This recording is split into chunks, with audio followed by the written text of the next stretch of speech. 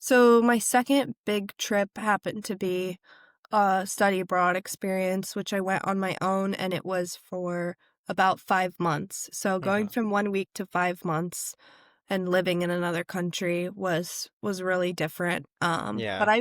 I felt really confident for that trip, especially because I knew I was had some set support system of the university that I was going to be attending on behalf of the study abroad experience, and I had some people who were helping me with the logistics of the travel. Mhm. But once I was there and I knew, like, in terms of navigating just moving throughout the community, meeting people, I knew I had that under my belt because of all the experiences that I had prior with traveling. I would say my biggest areas of growth, what I learned from the Aruba trip was I really struggle with transportation and directions, as well as money with the currency exchange. So before I went on my next study abroad trip to England, I studied a lot about that and thought about all my mistakes that I had made and talked with my parents, did some research, and that made me feel better going into the experience. I still had to learn a lot, but it was better than the first go around. So are you comfortable now if you need to travel alone somewhere? Yeah, I'm pretty comfortable. Again, it's mostly other people who are very concerned and worried. But again, that's a lot of just what's out there on the news and media Mhm. is covering negative experiences with solo female travel.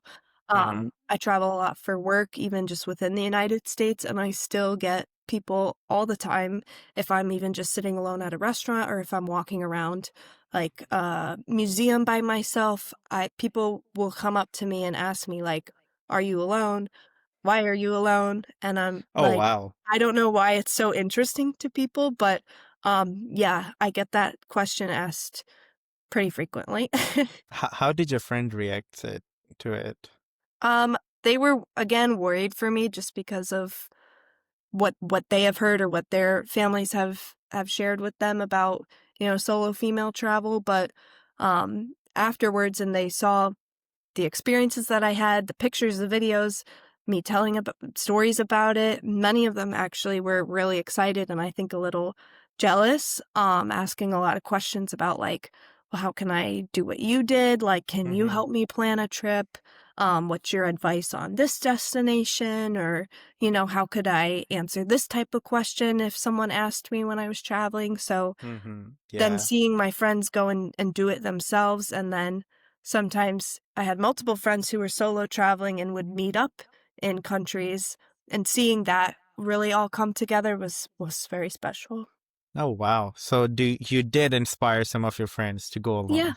I think so, and definitely a lot of Okay. my friends studied abroad as well Mm. afterwards. Sometimes it just takes someone to kinda test it out first and, Yeah, um, yeah.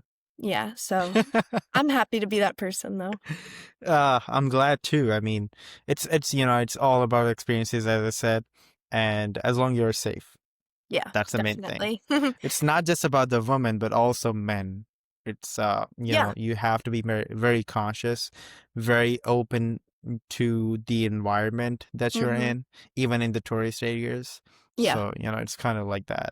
For sure. Everyone needs to be safe, So, and there's different things you can do. It's a lot of just awareness as well and being confident in where you're going, and how you're portraying yourself and looking like you know what you're doing and where you're going. I think that makes you less of a target, so to say.